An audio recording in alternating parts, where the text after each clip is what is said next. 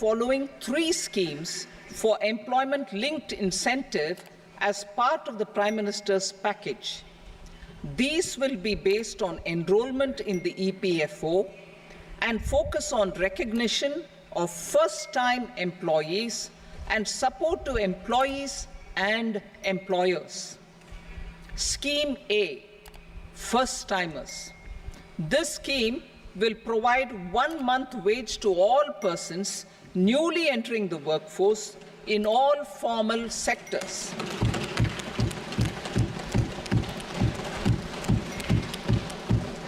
Direct benefit transfer of 1 month's salary in 3 installments to first-time employees as registered in the EPFO will be up to 15,000 rupees. The eligibility limit will be a salary of 1 lakh per month. The scheme is expected to benefit 210 lakh youths.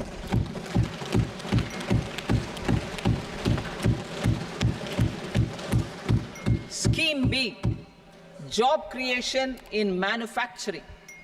This scheme will incentivize additional employment in the manufacturing sector linked to the employment of first-time employees. An incentive will be provided at specified scale directly both to the employee and the employer with respect to the EPFO contribution in the first 4 years of employment. The scheme is expected to benefit 30 lakh youth entering employment and their employers.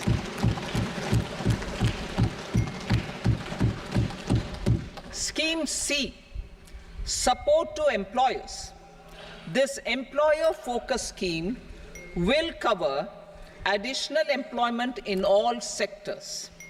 All additional employment within a salary of 1 lakh rupee per month will be counted. The government will reimburse to employers up to 3,000 rupees per month for 2 years towards the EPFO contribution for each additional employee. The scheme is expected to incentivize additional employment of 50 lakh persons.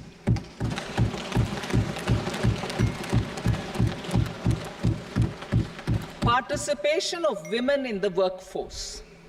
We will facilitate higher participation of women in the workforce through setting up of working women hostels in collaboration with industry and establishing creches. In addition, the partnership will seek to organize women-specific skilling programs and promotion of market access for women SHG enterprises. Skilling program. I'm happy to announce a new centrally sponsored scheme as the 4th scheme under the Prime Minister's package for skilling in collaboration with state governments and industry. 20 lakh youth will be skilled over a 5-year period.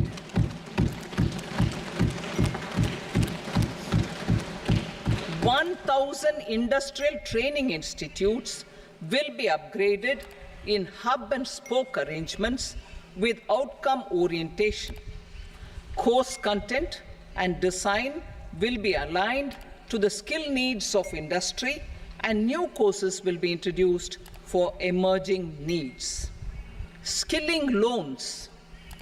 The model skill loan scheme will be revised to facilitate loans up to 7.5 lakh rupees with a guarantee from a government-promoted fund. This measure is expected to help 25,000 students every year.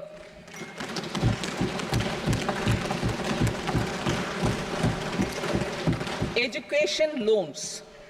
For helping our youth who have not been eligible for any benefit under government schemes and policies, I am happy to announce a financial support for loans up to 10 lakh rupees for higher education in domestic institutions.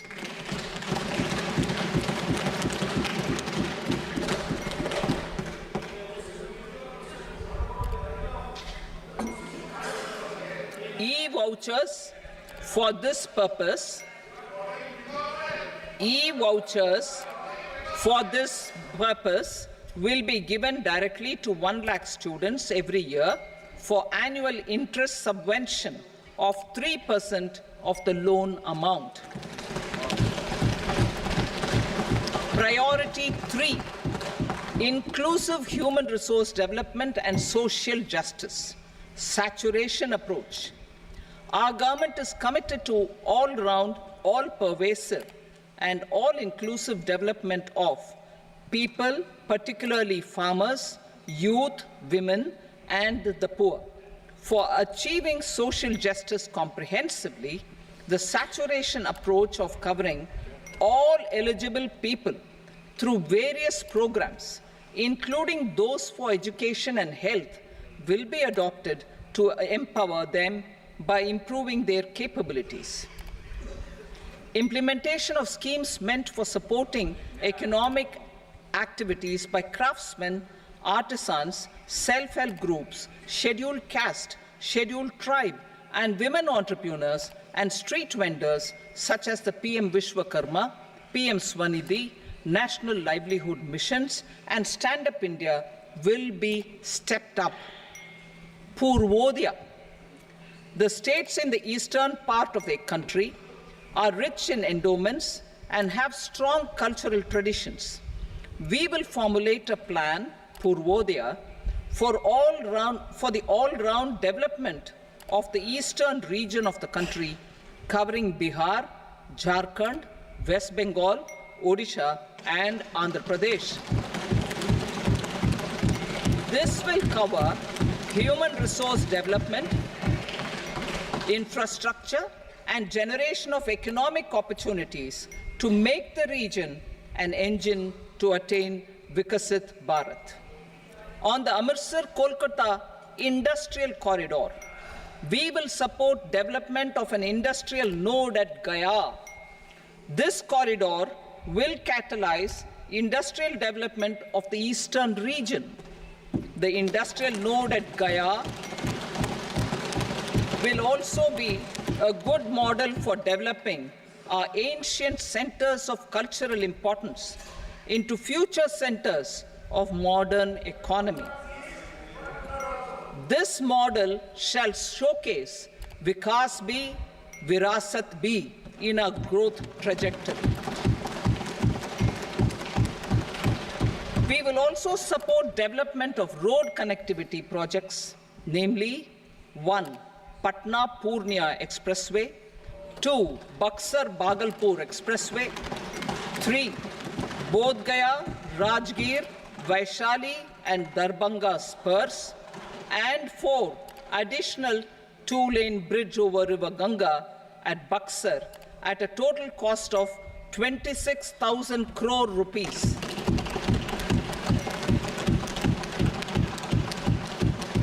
Power projects, including setting up of a new 2,400 megawatt power plant at Pir Painti, will be taken up at a cost of 21,400 crore rupees.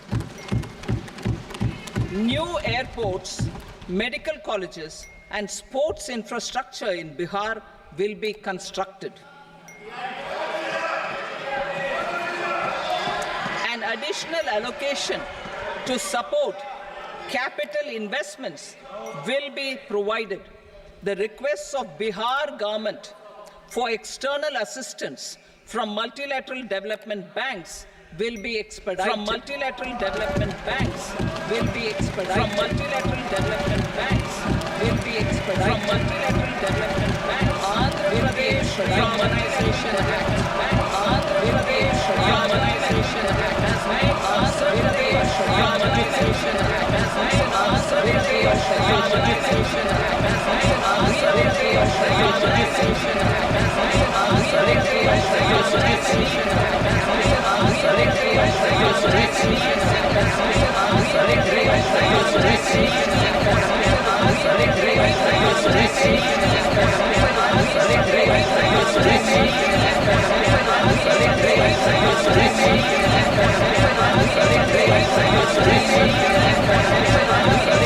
Thank you.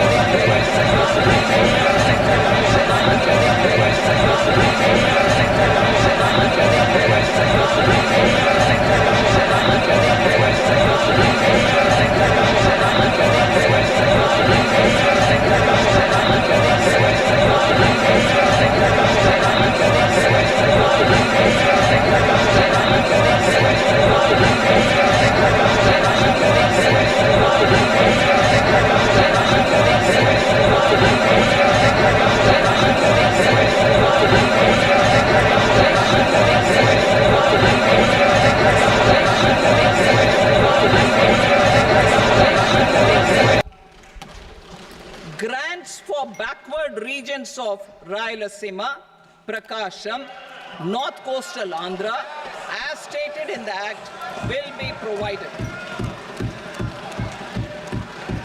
PM Awas Yojana.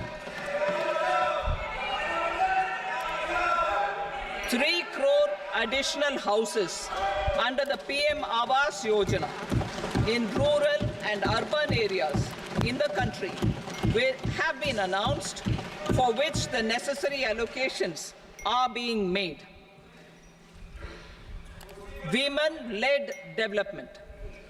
For promoting women-led development, the budget carries an allocation of more than 3 lakh crore for schemes benefiting women and girls. This signals our government's commitment for enhancing women's role in economic development. Pradhan Mantri Janjatiya Unnat Gram Abhiyan. For improving the socio-economic condition of tribal communities, we will launch the Pradhan Mantri Janjatiya Unnat Gram Abhiyan by adopting saturation coverage for tribal families in tribal majority villages and aspirational districts.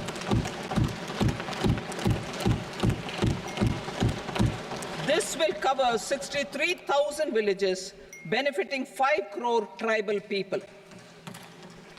Bank branches in northeastern region. More than 100 branches of India Post Payment Bank will be set up in the northeast region to expand the banking services. This year, I have made a provision of 2.66 lakh crore rupees for rural development, including rural infrastructure. Priority 4, manufacturing and services, support for promotion of MSMEs. This budget provides special attention to MSMEs and manufacturing, particularly labor-intensive manufacturing. We have formulated a package covering financing, regulatory changes, and technology support for MSMEs to help them grow and also compete globally, as mentioned in the interim budget. I am happy to announce the following specific measures. Credit guarantee scheme for MSMEs in the manufacturing sector. For facilitating term loans to MSMEs for purchase of machinery and equipment without collateral or third-party guarantee, a credit guarantee scheme will be introduced. The scheme will operate on pooling of credit risks of such MSMEs. A separately constituted self-financing guarantee fund will provide to each applicant guarantee cover up to 100 crore rupees, while the loan amount may be larger. The borrower will have to provide an upfront guarantee fee and an annual guarantee fee on the reducing loan balance. New assessment model for MSME credit. Public sector banks will build their own in-house capability to assess MSMEs for credit instead of relying on external assessment. They will also take a lead in developing or getting developed a new credit assessment model based on the scoring of digital footprints of the MSMEs in the economy. This is expected to be a significant improvement over the traditional assessment of credit eligibility based only on asset or turnover criteria. That will also cover MSMEs without a formal accounting system. Credit support to MSMEs during stress period. I'm happy to announce a new mechanism for facilitating continuation of bank credit to MSMEs during their stress period while being in special mention account, SMA stage, for reasons beyond their control. MSMEs need credit to continue their business and to avoid getting into the NPA stage. Credit availability will be supported through a guarantee from a government-promoted fund. Mudra loans. The limit of Mudra loans will be enhanced to 20 lakh from the current 10 lakh for those entrepreneurs who have availed and successfully repaid previous loans under the Tarun category. Enhanced scope for mandatory onboarding in TREDS. For facilitating MSMEs to unlock their working capital by converting their trade receivables into cash, I propose to reduce the turnover threshold of buyers for mandatory onboarding on the TREDS platform from rupees 500 crore to 250 crore rupees. This measure will bring 22 more CPSCs and 7,000 more companies onto the platform. Medium enterprises will also be included in the scope of the suppliers. SIDBI branches in MSME clusters. SIDBI will open new branches to expand its reach to serve all major MSME clusters within 3 years and provide direct credit to them. With the opening of 24 such branches this year, the service coverage will expand to 168 out of 242 major clusters. MSME units for food irradiation, quality and safety testing. Financial support for setting up of 50 multi-product food irradiation units in the MSME sector will be provided. Setting up of 100 food quality and safety testing labs with NABL accreditation will be facilitated. E-commerce export hubs. To enable MSMEs and traditional artisans to sell their products in international markets, e-commerce export hubs will be set up in public-private partnership mode. These hubs, under a seamless regulatory and logistic framework, will facilitate trade and export-related services under one roof. Measures for promotion of manufacturing and services. Internship in top companies. As the fifth scheme under Prime Minister's package, our government will launch a comprehensive scheme for providing internship opportunities in 500 top companies to 1 crore youth in 5 years. They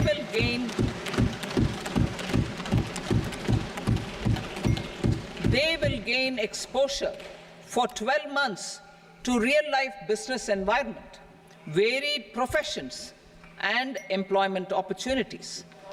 An internship allowance of 5,000 per month, 5,000 rupees per month, along with a one-time assistance of 6,000 rupees will be provided. Companies will be expected to bear the training cost and 10% of their internship cost from their CSR funds. Industrial parks. Our government will facilitate development of investment-ready, plug-and-play industrial parks with complete infrastructure in or near 100 cities in partnership with the states and private sector by better using town planning schemes. 12 industrial parks under the National Industrial Corridor Development Program also will be sanctioned.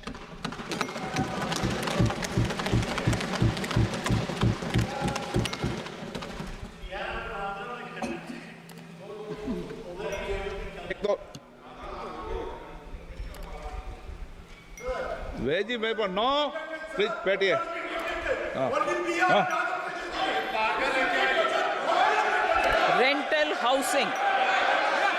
Rental housing with dormitory type accommodation for industrial workers will be, just 1 minute. Rental housing, I repeat, rental housing with dormitory type accommodation for industrial workers will be facilitated in PPP mode with VGF support and commitment from anchor industries. Shipping industry, ownership, leasing, and flagging reforms will be implemented to improve the share of Indian shipping industry and generate more employment. Critical mineral mission. We will set up a critical mineral mission for domestic production, recycling of critical minerals, and overseas acquisition of critical mineral assets. Its mandate will include technology development, skilled workforce, extended producer responsibility framework, and a suitable financing mechanism. Offshore mining of minerals.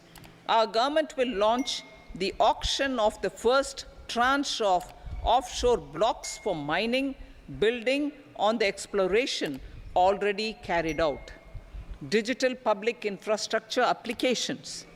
Turning to the services sector, I propose development of DPI applications at population scale for productivity gains, business opportunities, and innovation by the private sector. These are planned in the areas of credit, e-commerce, education, health, law and justice, logistics, MSME service delivery, and urban governance. Integrated technology platform for IBC ecosystem. An integrated technology platform will be set up for improving the outcomes under the Insolvency Bankruptcy Code for achieving consistency, transparency, timely processing, and better oversight for all stakeholders. Voluntary closure of LLPs. The services of the Center for Processing Accelerated Corporate Exit, CPACE, will be extended for voluntary closure of LLPs to reduce the closure times. National Company Law Tribunals. The IBC has resolved more than 1,000 companies, resulting in direct recovery of 3.3 lakh crore to creditors. 3.3 lakh crore rupees to creditors. In addition, 28,000 cases involving over 10 lakh crore rupees have been disposed of even prior to admission. Appropriate changes to the IBC, reforms and strengthening of the tribunal and appellate tribunals will be initiated to speed up insolvency resolution. Additional tribunals will be established. Out of those, some will be notified to decide cases exclusively under the Companies Act. Debt recovery. Steps for reforming and strengthening debt recovery tribunals will be taken. Additional tribunals will be established to speed up recovery. Priority 5, urban development. Cities as growth hubs. Working with states, our government will facilitate development of cities as growth hubs. This will be achieved through economic and transit planning and orderly development of peri-urban areas utilizing town planning schemes. Creative redevelopment of cities. For creative brownfield redevelopment of existing cities with a transformative impact, our government will formulate a framework for enabling policies, market-based mechanisms, and regulation. Transit-oriented development. Transit-oriented development plans for 14 large cities with a population above 30 lakh will be formulated, along with an implementation and financing strategy. Urban housing. Under the PM Awas Yojana, Urban 2.0, housing needs of 1 crore urban poor and middle-class families will be addressed with an investment of 10 lakh crore rupees. This will include the central assistance of 2.2 lakh crore rupees in the next 5 years. A provision of interest subsidy to facilitate loans at affordable rates is also envisaged. In addition, enabling policies and regulations for efficient and transparent rental housing markets with enhanced availability will also be put in place. Water supply and sanitation. In partnership with state governments and multilateral development banks, we will promote water supply, sewage treatments, and solid waste management projects and services for 100 large cities through bankable projects. These projects will also envisage use of treated water for irrigation and filling up of tanks in nearby areas. Street markets. Building on the success of PM Swanidhi scheme in transforming the lives of street vendors, our government envisions a scheme to support each year over the next 5 years the development of 100 weekly hearts or street food hubs in select cities. Stamp duty. We will encourage states which continue to charge high stamp duty to moderate the rates for all and also consider further lowering duties for properties purchased by women. This reform will be made an essential component of urban development schemes. Priority 6, energy security, energy transition. In the interim budget, I had announced our strategy to sustain high and more resource-efficient economic growth, along with the energy security in terms of availability, accessibility, and affordability. We will bring out a policy document on appropriate energy transition pathways that balances the imperatives of employment, growth, and environmental sustainability. PM Surya Ghar Muft Bijli Yojana. PM Surya Ghar Muft Bijli Yojana. In line with the announcement in the interim budget,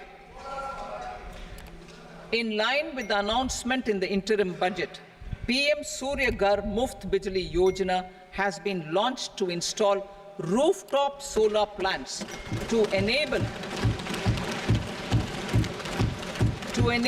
1 crore households obtain free electricity up to 300 units every month. The scheme has generated remarkable response with more than 1.28 crore registrations and 14 lakh applications, and we will further encourage it. Pumped storage policy. A policy for promoting pumped storage projects will be brought out for electricity storage and facilitating smooth integration of the growing share of renewable energy with its variable and intermittent nature in the overall energy mix. Research and development of small and modular nuclear reactors. Nuclear energy is expected to form a very significant part of the energy mix for Vikasit Bharat. Towards that pursuit, our government will partner with the private sector for 1. setting up Bharat Small Reactors. 2. Research and development of Bharat Small Modular Reactor. And 3. Research and development of newer technologies for nuclear energy. The R&D funding announced in the interim budget will be made available for this sector also. Advanced ultra supercritical thermal power plants. The development of indigenous technology for advanced ultra supercritical thermal power plants with much higher efficiency has been completed. A joint venture between NTPC and BHEL will set up a full-scale 800 megawatt commercial plant using AUSC technology.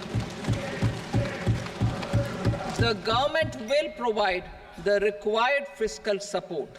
Moving forward, development of indigenous capacity for the production of high-grade steel and other advanced metallurgy materials for these plants will result in strong spin-off benefits for the economy.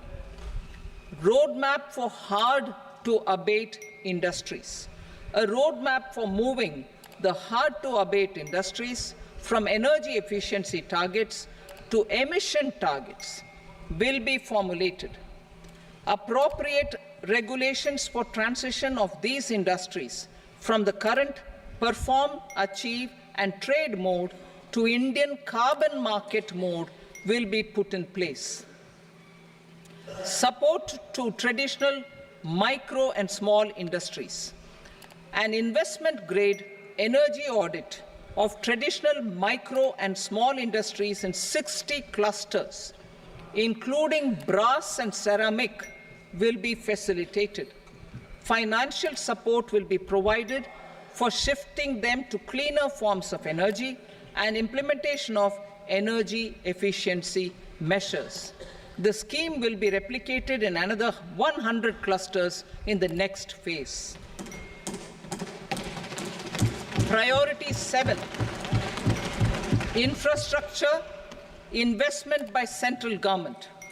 Significant investment the central government has made over the years in building and improving infrastructure has had a strong multiplier effect on the economy. We will endeavor to maintain strong fiscal support for infrastructure over the next 5 years in conjunction with imperatives of other priorities and fiscal consolidation. This year, I have provided 11,11,111 crore rupees for capital expenditure. This would be 3.4% of our GDP. Infrastructure investment by state governments. We will encourage states to provide support of similar scale for infrastructure, subject to their development priorities. A provision of 1.5 lakh crore rupees for long-term interest-free loans have been made this year also to support the states in their resource allocation. Private investment in infrastructure. Investment in infrastructure by private sector will be promoted through viability gap funding and enabling policies and regulations. A market-based financing framework will be brought out. Pradhan Mantri Gram Sadak Yojana. Phase 4 of the PMGSY will be launched to provide all-weather connectivity to 25,000 rural habitations, which have become eligible in view of their population increase. Irrigation and flood mitigation. Bihar has frequently suffered from floods, many of them originating outside the country. Plans to build flood control structures in Nepal are yet to progress. Our government, through the Accelerated Irrigation Benefit Program and other sources, will provide financial support for projects with estimated cost of 11,500 crore rupees, such as the Kosi-Michi intra-state link and 20 other ongoing and new schemes, including barrages, river pollution abatement, and irrigation projects. In addition, survey and investigation of Kosi-related flood mitigation and irrigation projects will be undertaken.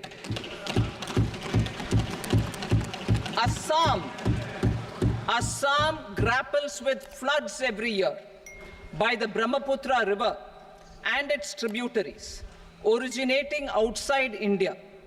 We will provide assistance to Assam for flood management and related projects.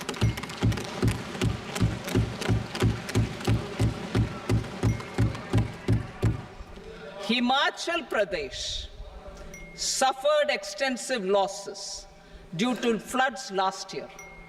Our government will provide assistance to the state for reconstruction and rehabilitation through multilateral development assistance.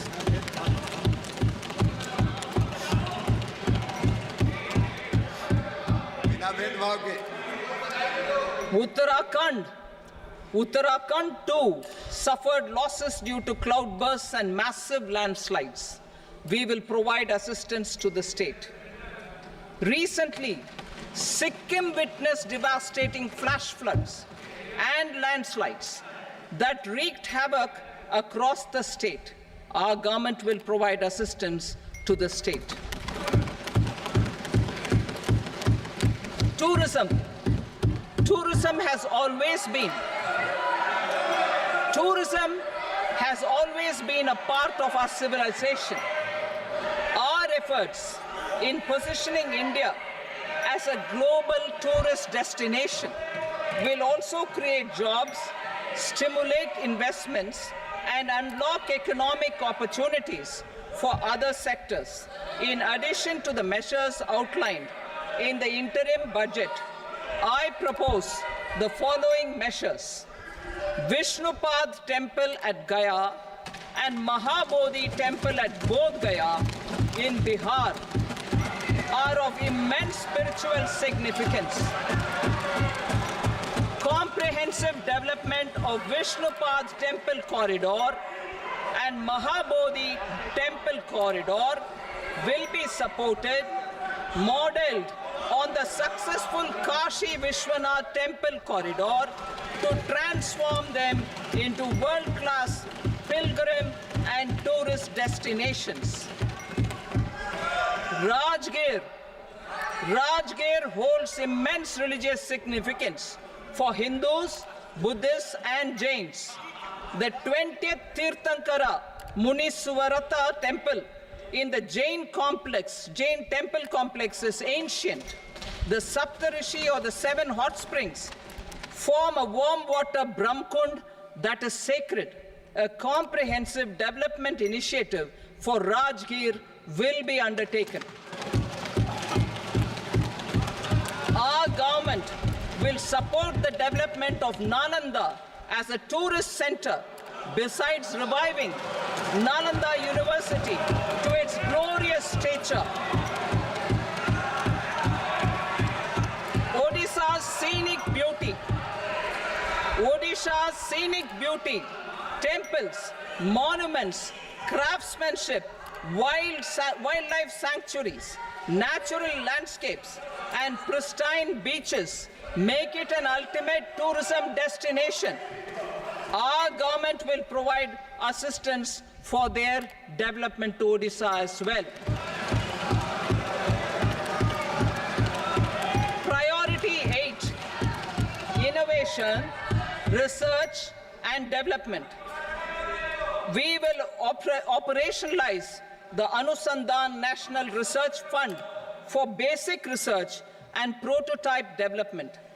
Further, we will set up a mechanism for spurring private sector-driven research and innovation at commercial scale, with a financing pool of 1 lakh crore rupees in line with the announcement in the interim budget. Space economy. With our continued emphasis on expanding the space economy by 5 times in the next 10 years, a venture capital fund of 1,000 crore rupees will be set up. Priority 9, next generation reforms. Economic policy framework. We will formulate an economic policy framework to delineate the overarching approach to economic development and set the scope of the next generation of reforms for facilitating employment opportunities and sustaining high growth. Our government will initiate and incentivize reforms for 1. Improving productivity of factors of production, and 2.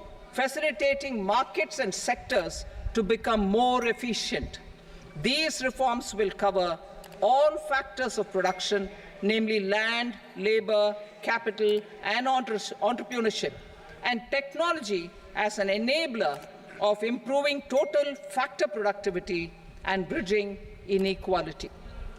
Effective implementation of several of these reforms requires collaboration between the center and the states, and building consensus as development of the country lies in development of the states.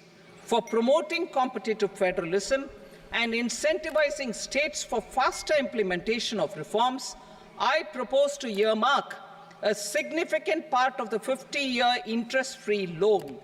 Working with the states, we will initiate the following reforms.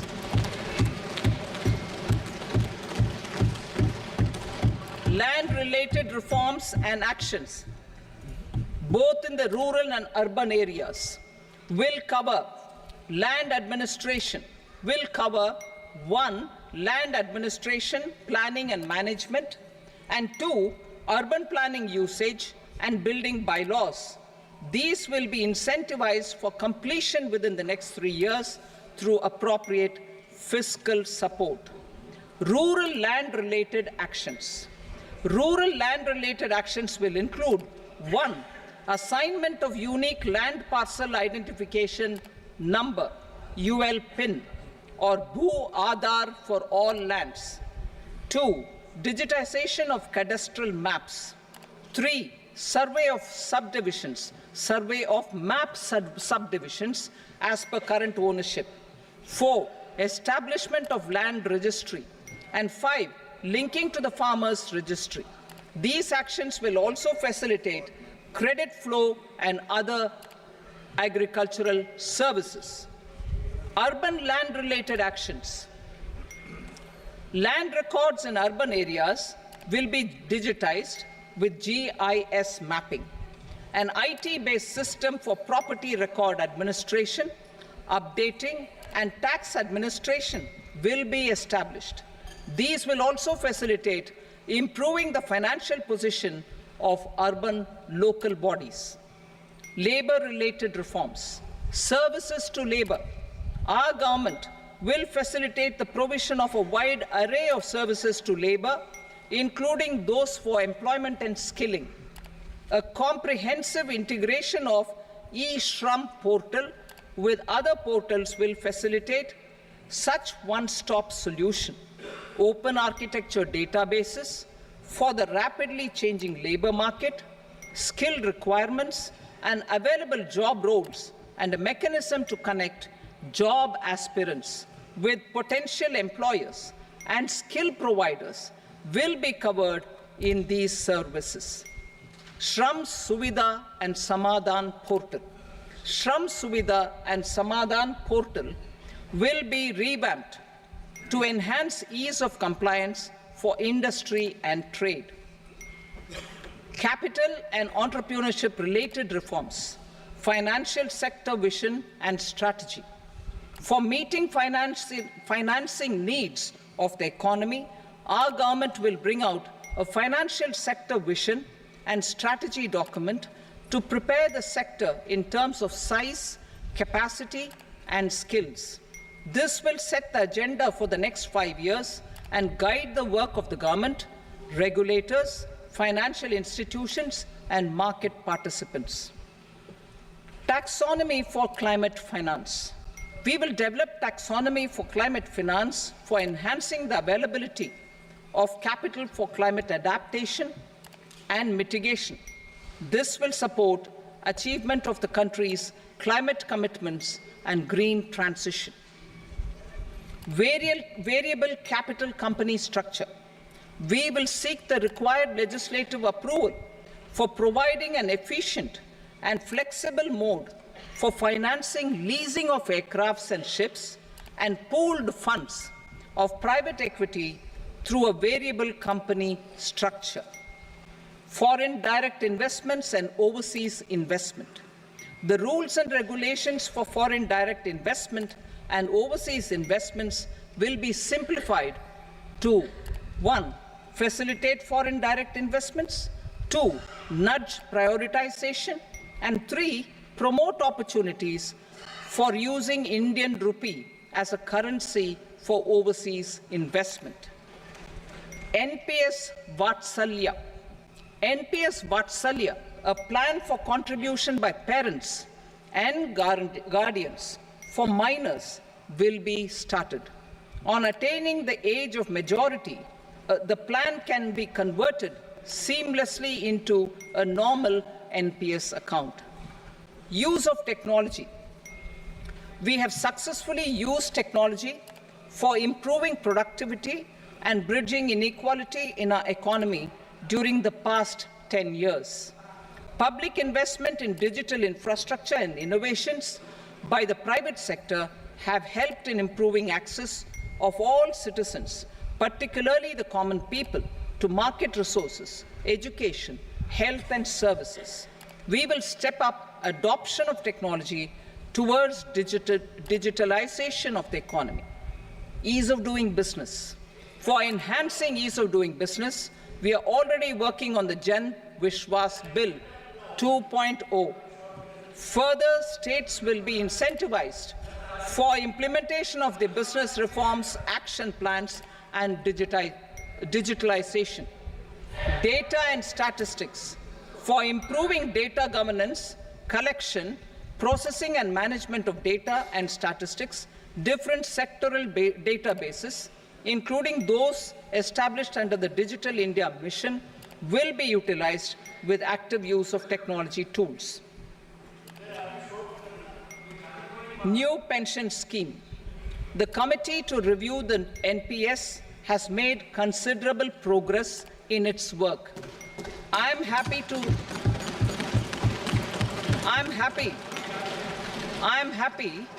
that the staff side of the National Council of the Joint Consultative Machinery for Central Government Employees has taken a constructive approach.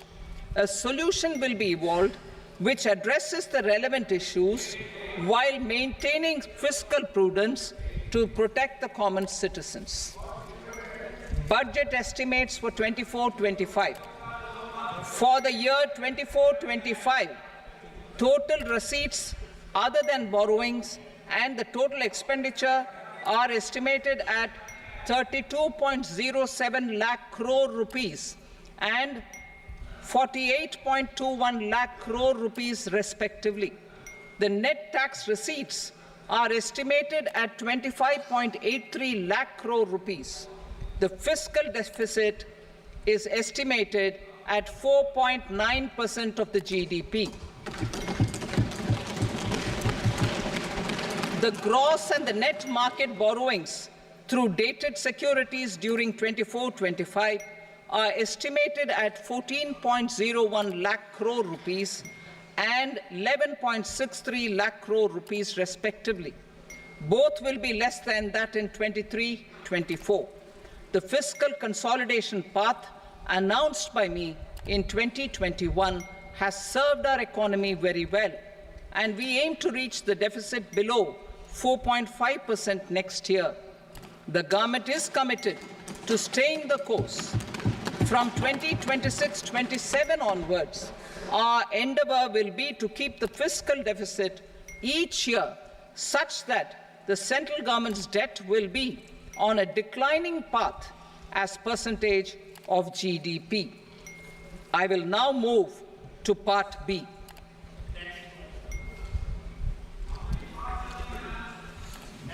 Indirect taxes. Sir, I start with GST. It has decreased tax incidence on the common man, reduced compliance burden and logistics cost for trade and industry, and enhanced revenues of the central and the state governments. It is a success of vast proportions. To multiply the benefits of GST, we will strive to further simplify and rationalize the tax structure and endeavor to expand it to the remaining sectors. My proposals for customs duties intend to support domestic manufacturing, deepen local value addition, promote export competitiveness, and simplify taxation while keeping the interest of the general public and consumers surmount.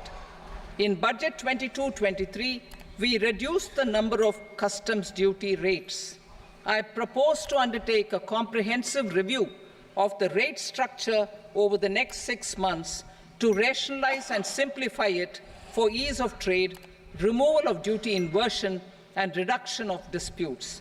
I shall now take up sector-specific customs duty proposals.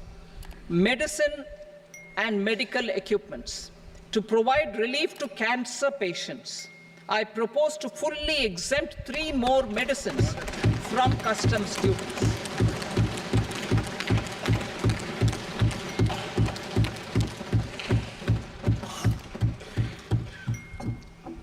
I also propose changes in the BCD on X-ray tubes and flat panel detectors for use in medical X-ray machines under the phased manufacturing program so as to synchronize them with the domestic capacity addition. Mobile phone and related parts. With a 3-fold increase in domestic production and almost a 100-fold jump in exports of mobile phones over the last 6 years, the Indian mobile industry has matured. In the interest of consumers, I now propose to reduce the BCD on mobile phone, mobile PCBA, and mobile charger to 15%. Critical minerals. Minerals such as lithium, copper, cobalt, and rare earth elements are critical for sectors like nuclear energy, renewable energy, space, defense, telecommunications, and high-tech electronics. I propose to fully exempt customs duties on 25 critical minerals and reduce BCD on 2 of them. This will provide a major fillip to the processing and refining of such minerals and help secure their availability for these strategic and important sectors. Solar energy. Energy transition is critical in the fight against climate change. To support energy transition, I propose to expand the list of exempted capital goods for use in the manufacture of solar cells and panels in the country. Further, in view of sufficient domestic manufacturing capacity of solar gas, glass, and tinned copper interconnect, I propose not to extend the exemption of custom duties provided to them. Marine products. India's seafood exports in the last financial year touched an all-time high of more than 60,000 crores of rupees. Frozen shrimp accounted for about 2/3 of these exports. To enhance their competitiveness, I propose to reduce BCD on certain broodstock, polychaete worms, shrimp, and fish feed to 5%. I also propose to exempt customs duty on various inputs for manufacture of shrimp and fish feed. Leather and textile. Similarly, to enhance the competitiveness of exports in the leather and textile sectors, I propose to reduce BCD on real down-filling material from duck or goose. I am also making additions to the list of exempted goods for manufacture of leather and textile garments, footwear, and other leather articles for export. To rectify inversion in duty, I propose to reduce BCD subject to conditions on methylene diphenyl diisocyanate, MDI, for manufacture of spandex yarn from 7.5 to 5%. Furthermore, the export duty structure on raw hides, skin, and leather is proposed to be simplified and rationalized. Precious metals. To enhance domestic value addition in gold and precious metal jewelry in the country, I propose to reduce customs duties on gold and silver to 6% and that of platinum to 6.4%. Other metals. Steel and copper are important raw materials. To reduce their cost of production, I propose to remove the BCD on ferronickel and blister copper.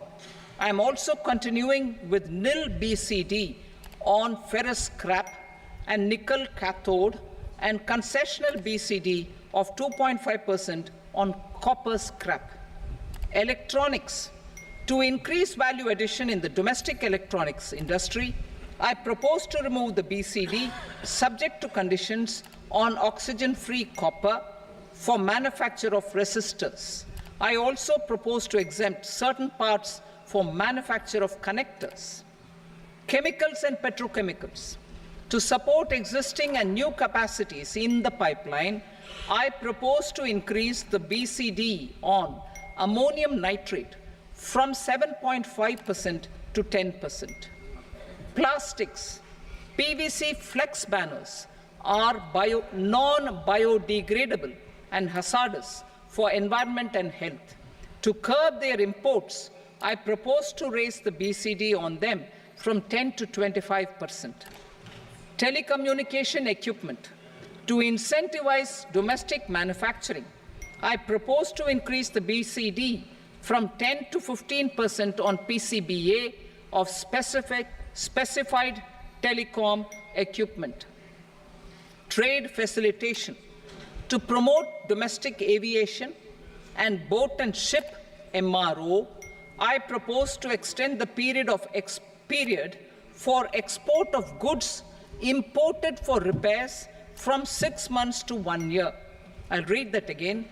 To promote domestic aviation and boat and ship maintenance, repair and operations, I propose to extend the period for export of goods imported for repairs from 6 months to 1 year. In the same vein, I propose to extend the time limit for re-import of goods for repairs under warranty from 3 to 5 years. I now move to direct taxes. We will continue our efforts to simplify taxes, improve taxpayer services, provide tax certainty, and reduce litigation while enhancing revenues for funding the development and welfare schemes of the government. It has been our endeavor to simplify taxation. We have taken a number of measures in the last few years, including introduction of simplified tax regimes without exemptions and deductions for corporate tax and for personal income tax.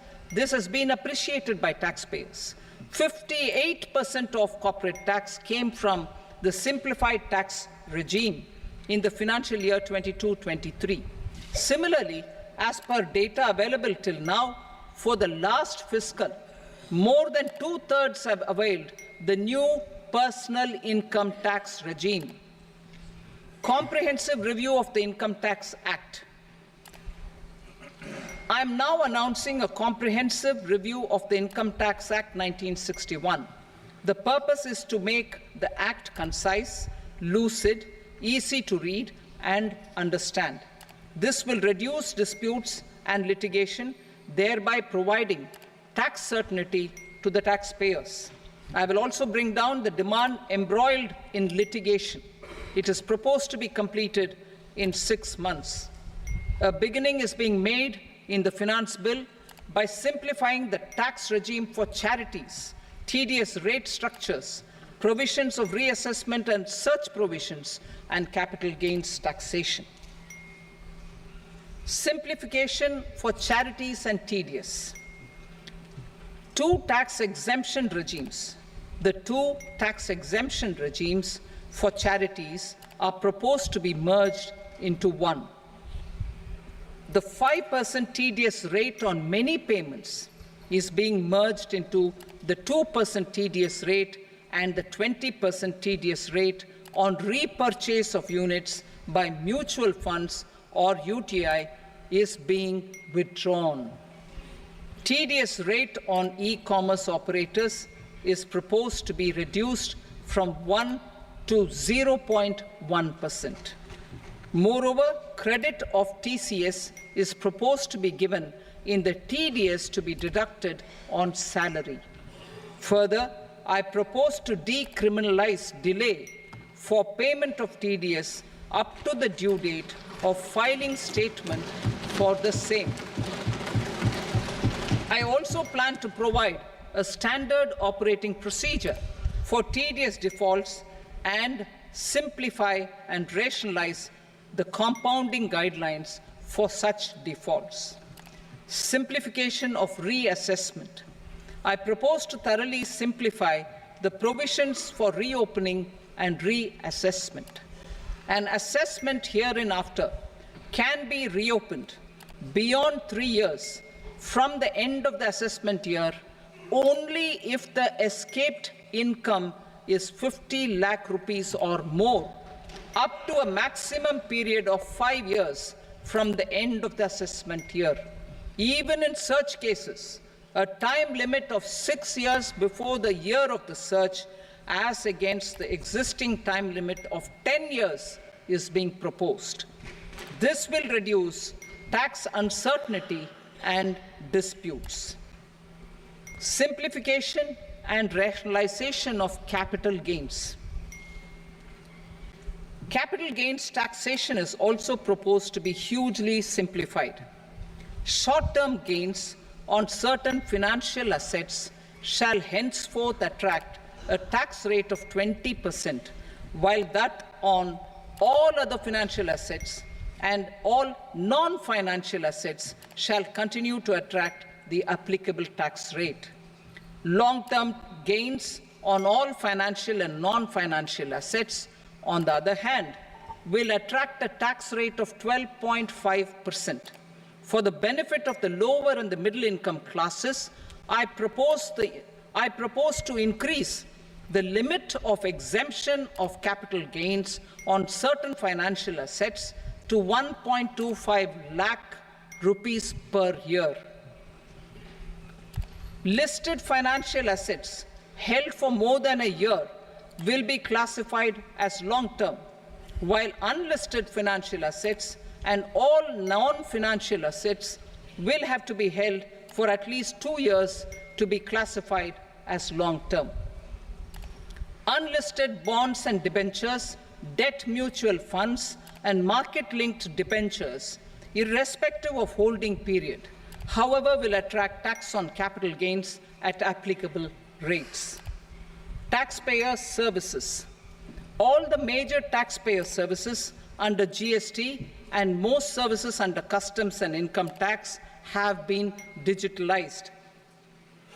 All remaining services of customs and income tax, including rectification and order giving effect to appellate orders, shall be digitalized and made paperless over the next 2 years. Litigation and appeals. While our concerted efforts to reduce pendency of appeals at various appellate fora are beginning to show good results, it will continue to engage our highest attention.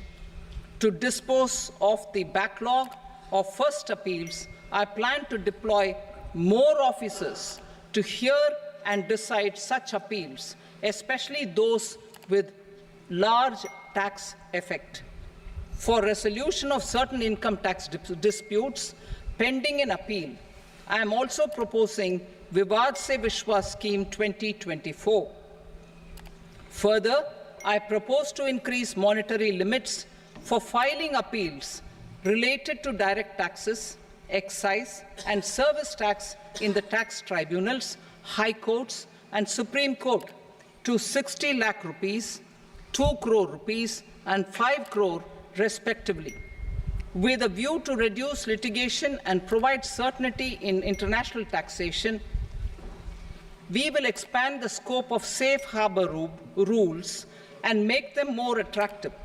We will also streamline the transfer pricing assessment procedure. Employment and investment.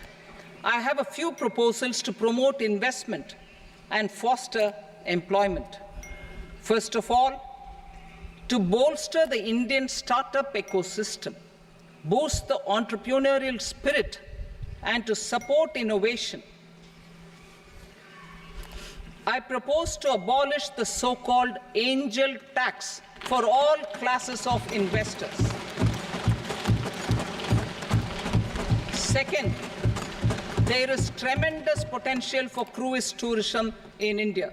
To give a fillip to this employment-generating industry, I am proposing a simpler tax regime for foreign shipping companies operating domestic cruises in the country. Third, India is a world leader in the diamond cutting and polishing industry, which employs a large number of skilled workers. To further promote the development of this sector, we would provide for safe harbor rates for foreign mining companies selling raw diamonds in the country. Fourth, to attract foreign capital for our development needs, I propose to reduce the corporate tax rate on foreign companies from 40 to 35%. Deepening the tax base. I have a couple of proposals for deepening the tax base. First, security transaction tax on futures and options of securities is proposed to be increased to 0.02% and 0.1% respectively. Second, for reasons of equity, I propose to tax income received on buyback of shares in the hands of recipients. Other proposals. To improve social security benefits, deduction of expenditure by employers towards NPS is proposed to be increased from 10 to 14% of the employee's salary. Similarly, deduction of this expenditure up to 14% of salary from the income of employees in private sector, public sector banks, and undertakings opting for the new tax regime is proposed to be provided. Indian professionals working in multinationals get ESOPs and invest in social security schemes and other movable assets abroad. Non-reporting of such small foreign assets has penal consequences under the Black Money Act. Such non-reporting of movable assets up to 20 lakh rupees is proposed to be depenalized. Other major proposals in the finance bill relate to withdrawal of equalization levy of 2%, expansion of tax benefits to certain funds and entities in IFSCs, and immunity from penalty and prosecution to Benamidar on full and true disclosure so as to improve conviction under the Benami Transaction Prohibition Act 1988. Personal income tax. Coming to personal income tax rates, I have two announcements to make for those opting for the new tax regime. First, the standard deduction for salaried employees is proposed to be increased from 50,000 to 75,000 rupees.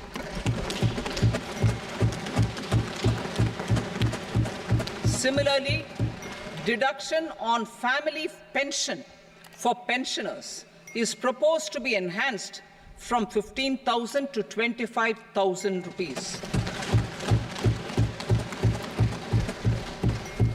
This will provide relief to about 4 crore salaried individuals and pensioners.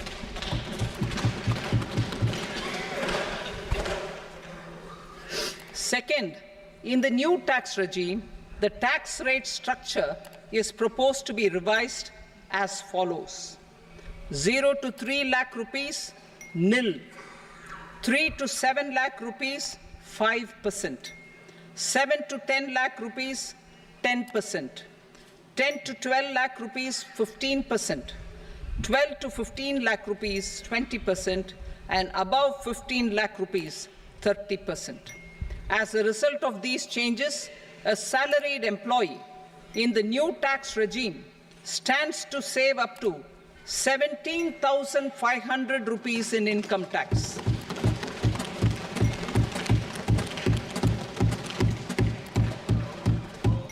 Apart from these, I am also making some other changes as given in the annexure. As a result of these proposals, revenue of about 37,000 crore, that is 29,000 crore in direct taxes and 8,000 crore in indirect taxes will be foregone, while revenue of about 30,000 crore rupees will be additionally mobilized. Thus, the total revenue foregone is about 7,000 crores annually. Mr. Speaker, sir, with this, I commend the budget to this august House. Jai Hind.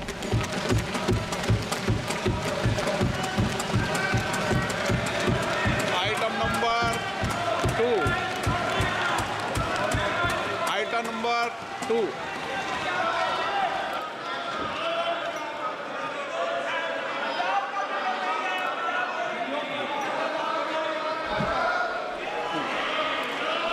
Sir, with your permission, I rise to lay on the table the following statements under Section 3 of the Fiscal Responsibility and Budget Management, FRBM Act 2003, medium-term fiscal policy cum fiscal policy strategy statement, and macroeconomic framework statement. Item number 3. Sir, with your permission, I rise to move for leave to introduce the Finance Number 2 Bill 2024. प्रश्न ये कि विधेयक को पुनर्स्थापित करने की अनुमति प्रदान की जाए। जो सदस्य इसके पक्ष में हाँ कहें, जो सदस्य विरोध में ना कहें, मेरे विचार में निर्णय हाँ वालों के पक्ष व अनुमति प्रदान की जाती है। माननीय मंत्री जी, अब विधेयक पुनर्स्थापित करें। Sir, I introduce the bill. Item number 4. The Union Territory of Jammu and Kashmir budget. Sir, I rise to present a statement, Hindi and English versions, of the estimated receipts and expenditure of the Union Territory of Jammu and Kashmir for the year 24-25. सभा की कार्रवाई कल बुधवार दिनांक 24 जुलाई 2024 को प्राप्त 11 बजे तक के लिए स्थगित की जाती है।